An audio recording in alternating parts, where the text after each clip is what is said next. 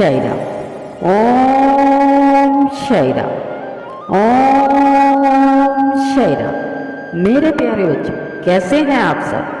मेरे बच्चों, मुझे वीडियो डालने में थोड़ी सी लेट होगी। मेरे बच्चों, आजकल मैं वीडियो नहीं डाल पा रही क्योंकि छठ का त्यौहार आने वाला है। मेरे बच्चों,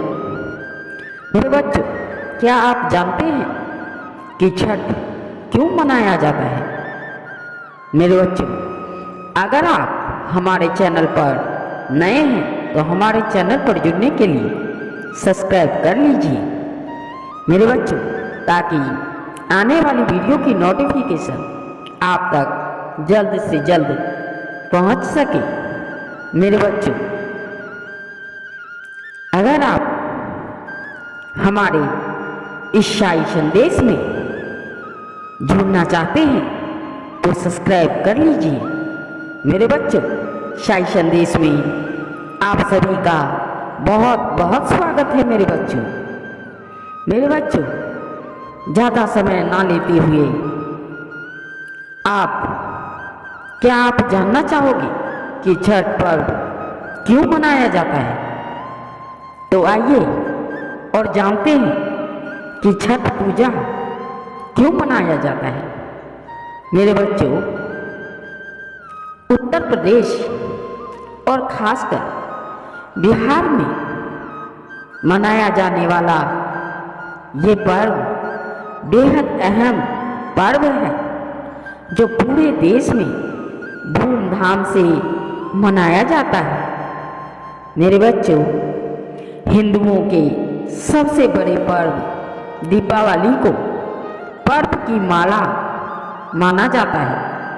5 दिन चलने वाला ये पर्व सिर्फ भैया दूज तक ही सीमित नहीं है, बल्कि यह पर्व छठ तक चलता है।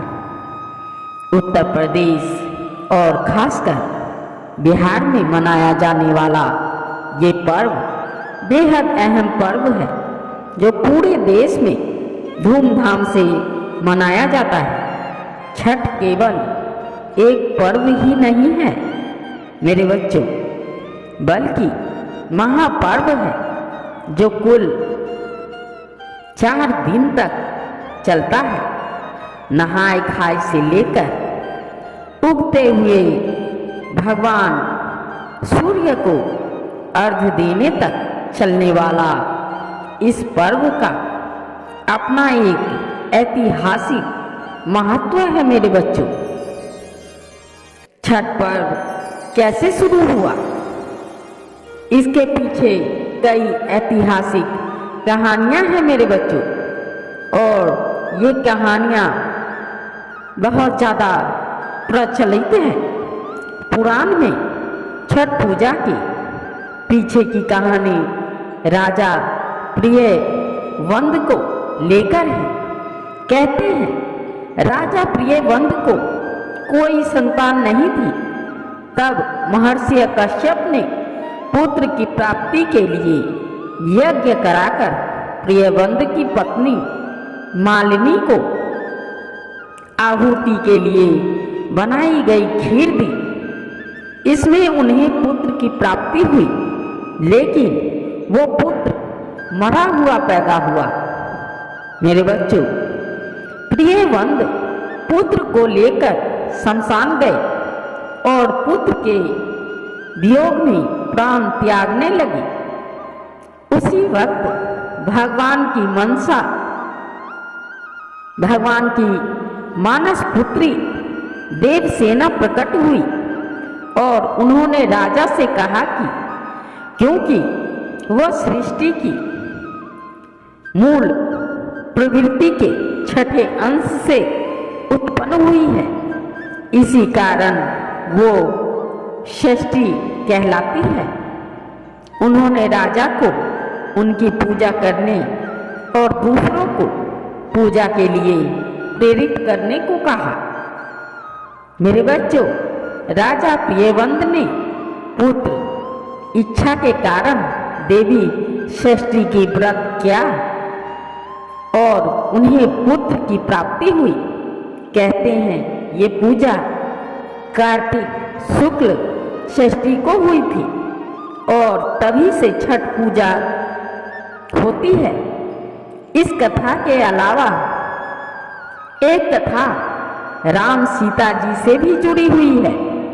पौराणिक कथाओं के मुताबिक जब राम सीता 14 वर्ष के वनवास के बाद अयोध्या लौटे थे तो रावण वध के पाप से मुक्त होने के लिए उन्होंने ऋषि मुनियों के आदेश पर राजसूय यज्ञ करने का फैसला किया। पूजा के लिए उन्होंने मुग्दल ऋषि को आमंत्रित किया। मुग्दल ऋषि ने मां सीता पर गंगा जल छिड़ककर पवित्र किया और कार्तिक मास के शुक्ल पक्ष की षष्ठी तिथि को सूर्य देव की उपासना करने का आदेश दिया, जिसे सीता जी ने मुग्दल ऋषि के आश्रम में रहकर 6 दिनों तक सूर्य देव की पूजा की थी। एक मान्यता के अनुसार छठ पर्व की शुरुआत महाभारत काल में हुई थी। मेरे बच्चों, इसकी शुरुआत सबसे पहले सूर्यपुत्र कर्ण ने सूर्य की पूजा करके की थी। सूर्य की पूजा की थी। कर्ण भगवान सूर्य के परम भक्त थे और वो रोज घंटों कमर तक पानी में खड़े होकर सूर्य को अर्घ देने जाते थे। सूर्य की कृपा से ही वह महान योद्धा बने। आज भी छठ में अर्घ दान की यही परंपरा प्रचलित है। छठ पर्व के बारे में एक कथा और भी है। इस कथा के मुताबिक जब पांडव अपना सारा राजपाट जुए में हार गए, तब पांडव अपना सारा राजपाट जुए में हार गए थे। तब द्रौपदी ने छठ व्रत रखा था। इस व्रत से उनकी मनोकामना पूरी हुई थी और पांडवों को अपना राजपाट वापस मिल गया था। लोक परंपरा के मुताबिक सूर्य देव और छठी मैया का संबंध भाई बहन का है। इसीलिए छठ के मौके पर सूर्य की आराधना फलदायी मानी जाती है। मेरे बच्चों, तो इसी पर आपको ये छठी मैया का जो ये संदेश है ये कैसा लगा और कमेंट करके आप जरूर बताइए। इसी से प्रेम से बोलिए जय छठी मैया की जय, छठी मैया की जय, छठी मैया की जय। प्रेम से बोलिए ओम साई राम, ओम साई राम, ओम साई राम। धन्यवाद मेरे बच्चों।